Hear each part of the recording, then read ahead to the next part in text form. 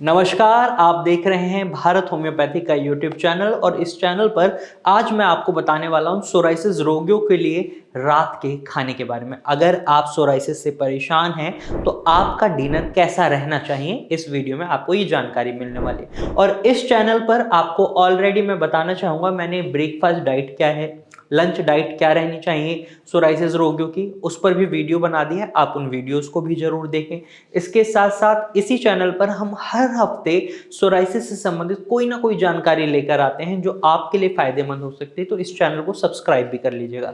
चलिए वीडियो में आगे बढ़ते हैं और जानते हैं dinner diet for psoriasis patient. तो सबसे पहले डिनर की अगर हम बात करें तो खाना बनाना कैसे है ये जानना बहुत जरूरी है। अगर आप खाने में लाल मिर्च का बहुत ज्यादा सेवन कर रहे हैं, इस्तेमाल कर रहे हैं, या नमक का बहुत ज्यादा इस्तेमाल कर रहे हैं, तो आपका सोराइसिस बढ़ेगा, रुकेगा नहीं।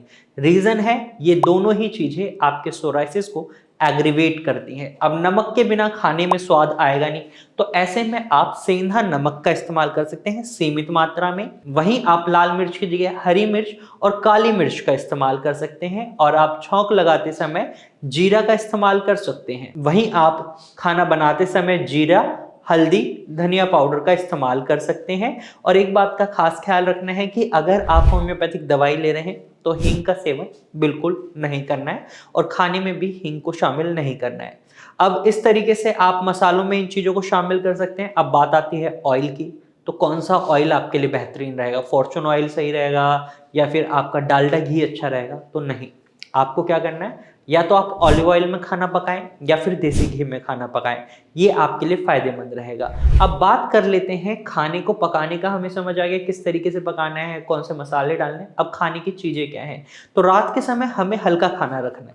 हल्के खाने में हमें चावल को शामिल नहीं करना है, हमें एक सब्जी, एक दाल और रोटी थाली में, बस ये तीन चीजें सफिशिएंट रहती हैं।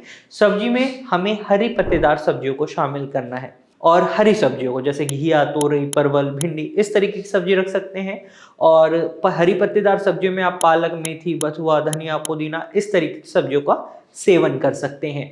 अब उसके बाद बात आती है दालों की, तो मूंग दाल, अरहर दाल और मसूर दाल बहुत अच्छे दालों का ऑप्शन है। इनमें आपको प्रोटीन भी बहुत अच्छी मात्रा में मिल जाता है और ये इजी टू डाइजेस्ट है, इजी टू ऑब्जॉर्ब है और इजी टू एक्सक्रीट है। तो ये आपके शरीर में कोई भी टॉक्सिन्स नहीं बनाती ज्यादा, ये शरीर से बाहर निकलने वाले टॉक्सिन्स बनाती हैं। तो आपको इनसे मिनरल्स भी मिल जाते हैं, प्रोटीन भी मिल जाता है, सारे बेनिफिट मिलते हैं और नुकसान नहीं होता, और ना ही आपका इम्यून सिस्टम इससे हाइपर एक्टिव होता है। यहाँ पर आपको एक बात का खास ख्याल रखना है, चना की दाल और उड़द की दाल बिल्कुल भी शामिल नहीं करनी है, क्योंकि ये दोनों दालें आपके पेट में गैस बना सकती हैं, ब्लोटिंग बना सकती हैं और आपके इम्यून सिस्टम को ट्रिगर कर सकती हैं। तो इन दोनों दालों को शामिल नहीं करना। अब रोटी की बात करें तो गेहूं के आटे की रोटी आप खा सकते हैं, उसके अंदर आप चने की दाल मिला सकते हैं, बेसन मिला सकते हैं, या मल्टीग्रेन आटा बनाकर खा सकते हैं। खासकर आपको ख्याल रखना है, आपको व्हाइट फ्लोर यानी मैदा की रोटी नहीं खानी है, ये आपकी आंत में फंस जाती है, इजी टू डाइजेस्ट नहीं है, पच नहीं पाती,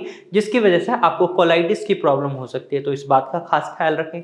हल्का खाना रखना है तो आप सैलेड भी रख सकते हैं अपने खाने में। सैलेड में आप खीरा रख सकते हैं, ककड़ी रख सकते हैं, आप गाजर रख सकते हैं, और आप प्याज भी रख सकते हैं अगर आप होम्योपैथिक ट्रीटमेंट नहीं ले रहे। अगर आप होम्योपैथिक ट्रीटमेंट ले रहे हैं या आयुर्वेदिक ट्रीटमेंट ले रहे हैं तो प्याज और टमाटर दोनों को नहीं रखना है।